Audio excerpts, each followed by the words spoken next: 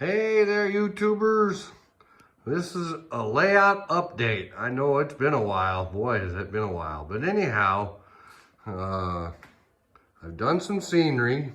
Don't know if I've done an update. My last update included this scenery, but at any rate, my friend Dale had started helping me with some scenery, doing pretty much all that you see, but I've come back and built it up some more. And I've added some Scalptamold right here to this area right here. And I really like the result of the Scalptamold. I'm gonna do another layer using a putty knife this time. But anyhow, at any rate, I'm doing the scenery and I'm also doing the ballast work. And I'm working in this direction.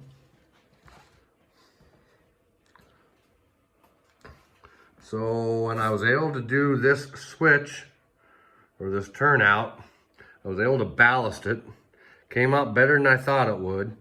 So I just took my time and I didn't hurry. And I'll show you what I used. I used some pipettes. And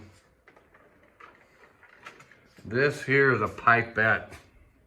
That's a pipette, and these seem to work really good. I got the idea of using these from Larry Puckett, the DCC guy on YouTube.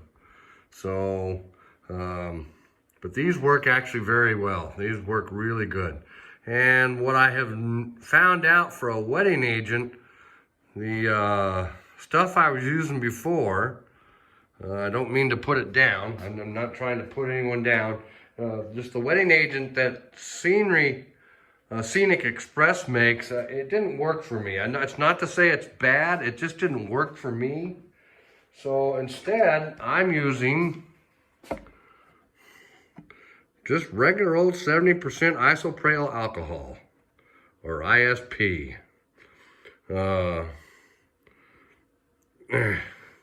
This stuff works really good. It works very well as a wetting agent. I just stick the pipette in the bottle right here, and I pull out about 7 millimeters and I lay it down on top of the ballast. Once I get the ballast arranged the way I want. And it works really well. I'm very happy with the results. And then I follow that with the glue mixture, and it works very well. It works really well. And I got tons of isopropyl alcohol. So, but anyhow, this is the scenery work that I'm doing. It was lower than what you see, and I have built it up a little higher.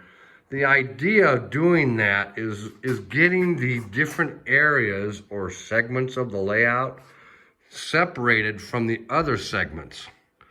So that gives it the feel of distance.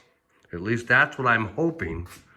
So, and it does. I mean, the train comes behind here, you can kind of see it, but then you can't, if you're standing over on the other side of the layout over there by the clock, and you look this direction, you can see the train, but it's kind of hard.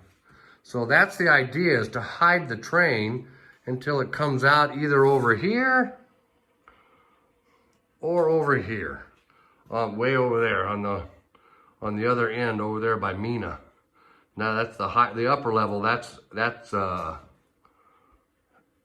Arnold, but you really can't see the train until it comes back around here,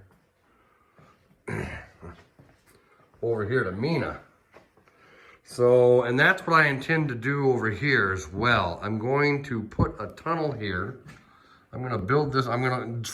First I'm gonna do the ballast work.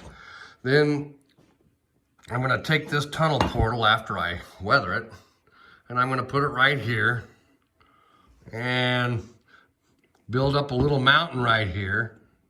And that'll help separate this area from everything else. I'll do the same thing over here as well. So, right over here in this area right here on these two tracks and that track over there. So, so in the original plan that Doug Smith had of this layout and the actual layout of the Brook Valley, he did a cliff that was right here, right along here. And that worked okay. I was okay, you know, it looks okay. But to me, that makes the upper level, or Arnold right here, this is Arnold Yard. It kind of makes me feel like it's still part of this lower area. It's not, it doesn't really, just a cliff I felt didn't really separate the two scenes.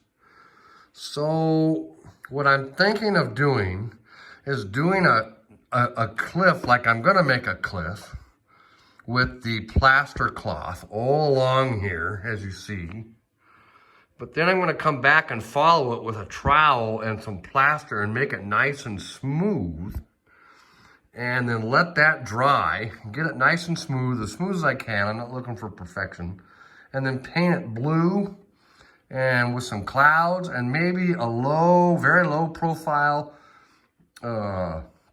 brownish or purple layer at the very bottom to kind of give it a distant mountain feel. And I'm hoping that will kind of separate this area. This area right here is Hanford, and this area right here is Pratt, right over here. This is Pratt, and the area down there is Mina. And I'm hoping that that will help serve as a separator and kind of, it'll focus people's attention on the backdrop and this area right here. At least I'm hoping. If not, then I can just take and paint over it or plaster over it again and then just make it a cliff. So I really can't lose in that respect, at least I hope. And then I was gonna follow that. Once I get the background in, I was gonna put some like trees maybe and some bushes along here, along the edge. Now over here is gonna be Arnold Station right here. This will be the main station in the layout. So right here, so I'll have to leave some air room for a parking lot, the station, whatever. But at any rate, that's what I had in mind. So eventually the staging area you will not be able to see from where I'm standing now. So you'll only be able to see it once you get inside the layout, which makes it even better because you won't be able to see the trains come out if you're standing where I'm at until they get around over there and on into Wendell. So that's the whole idea, is to separate these areas from each other to give the feel of distance and different areas. These areas I may even do different scenery in the different towns and different, you know, scenery areas. So just to give it that feel, like the train is traveling through different terrain areas, you know, again, the feel of distance. What I have envisioned for here, in this area here, if you'd asked me 40 years ago, I'd have said no way.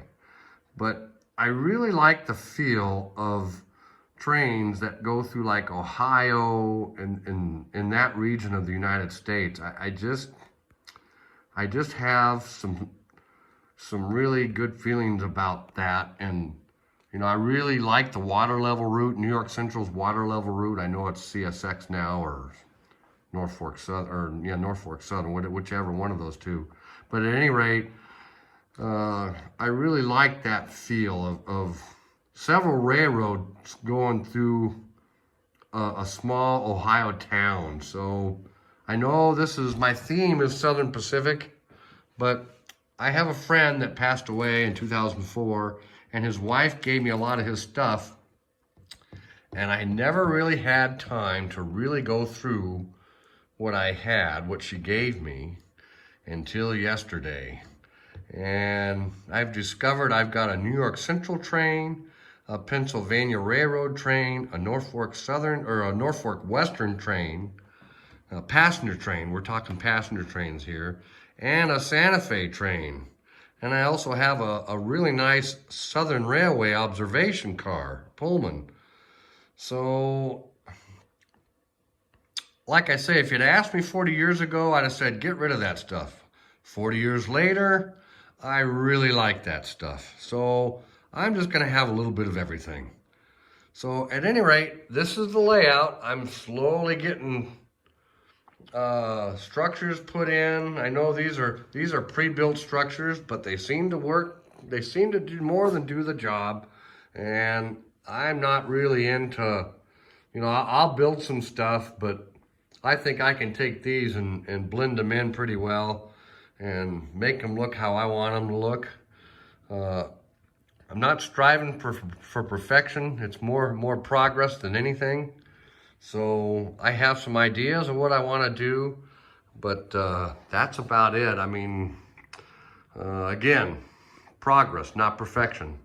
So I hope this helps give you an idea of what's been done on the layout so far. And we'll see what happens. I'm gonna do more ballast work and whatnot. I'll probably, like I was saying earlier, I'll probably ballast this area in right here, and then I can put in my tunnel portals and build up a mountain right there. And I think that'll help a lot in separating this area from the rest of the layout. So, as well as down there. So we'll see what happens. So I hope you've enjoyed this update, and if you have any comments or questions, leave them down there in the comments area. And I thank you so much for watching. Bye for now.